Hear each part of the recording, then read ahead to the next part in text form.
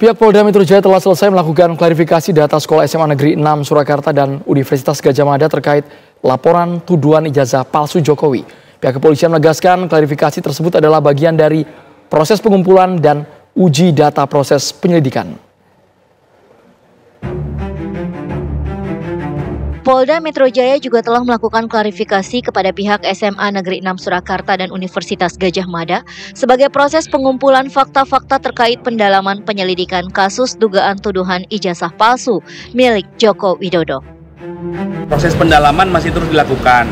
Saat ini penyidik telah menggabungkan total ada 6 LP terkait rangkaian peristiwa terkait ijazah ini, ya.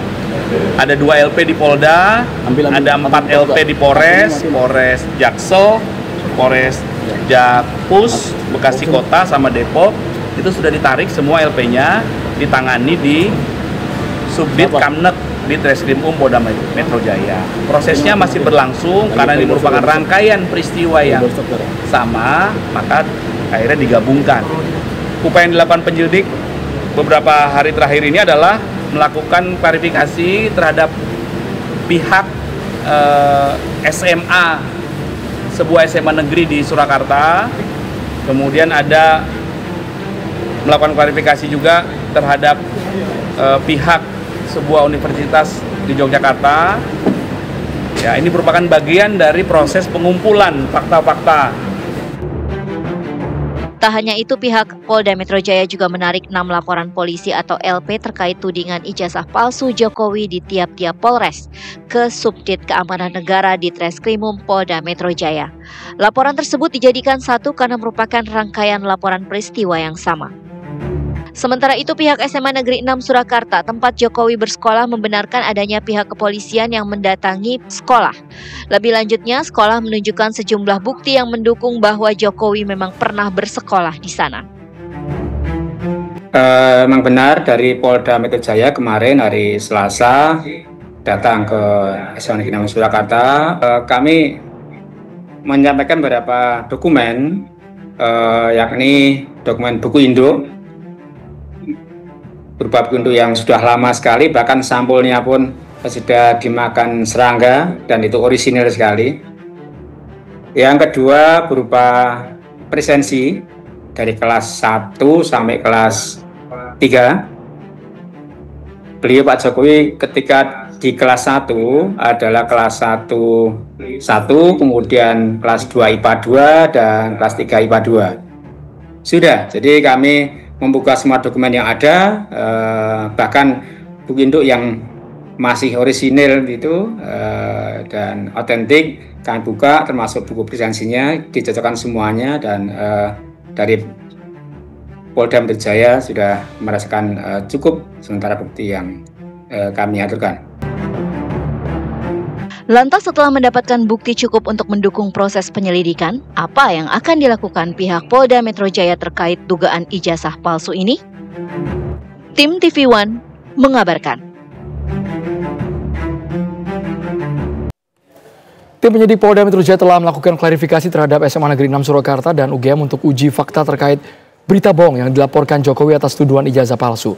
Untuk membahasnya telah bergabung bersama kami Profesor Hipnu Nugroho, pakar hukum pidana dari Universitas Jenderal Sudirman. Prof. Hipnu, Polda Metro Jaya ini telah mengatakan klarifikasi ke sekolah Jokowi SMA Negeri 6 Surakarta. Untuk apa, Prof? Sampai ke fase polisi klarifikasi ke sekolahnya? Ya, begini Mas, karena melihat suatu ijazah itu tidak hanya melihat dokumen, tapi melihat suatu proses seseorang siswa atau seseorang mahasiswa dalam menjalani suatu proses pendidikan. Bagaimana pada saat penerimaan awalnya, bagaimana pada saat kuliahnya, bagaimana saat KKN-nya di mana, bagaimana pada saat ujian skripsinya bagaimana, bagaimana pada konsultan skripsinya bagaimana pendadarannya, berita acaranya atau tidak, sampai pada lulus suatu wisuda. Nah, proses perjalanan itu harus dilalui. Tampaknya inilah yang harus dikejar oleh Baris-Krim untuk memastikan baik dokumen itu sah, tapi prosesnya juga betul. Karena kalau kita lihat tarik dalam pasal 263 KUHP, itu terminologi adalah membuat palsu atau memalsu. Kan gitu.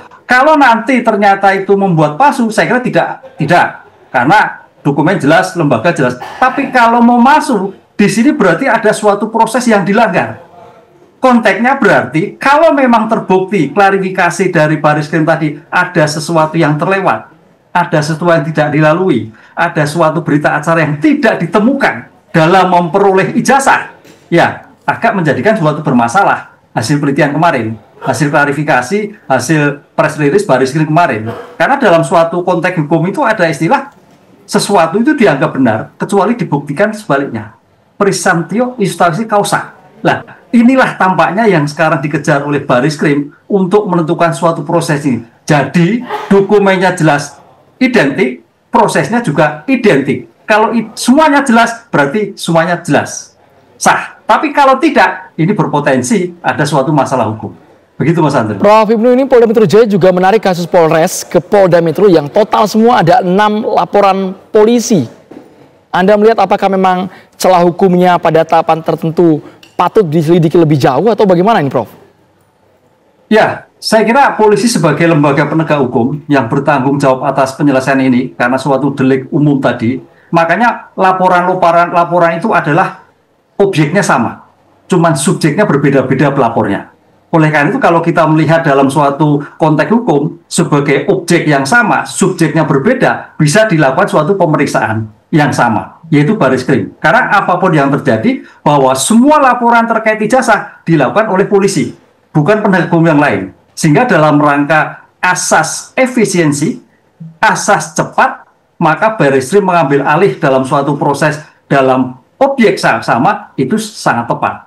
Sehingga nanti tinggal memilah apa yang sama dari laporan-laporan yang ada, apa yang berbeda. Disinilah langkah saya kira kita apresiasi dalam rangka penanganan seperti ini. Jadi tidak sampai pada lembaga-lembaga polisi yang lain, di Polres, di Polda, di Baris Krim berbeda-beda. Itu saya kira suatu yang sangat pemborosan dan tidak sesuai dengan asas efisien, cepat, dan tepat. Gitu. Sifatnya Prof. Ibnu apakah berupa keterangan saksi saja atau butuh dokumen? Butuh mungkin nomor seri ijazah, legalisir yang telah dikeluarkan sekolah meskipun puluhan tahun lalu?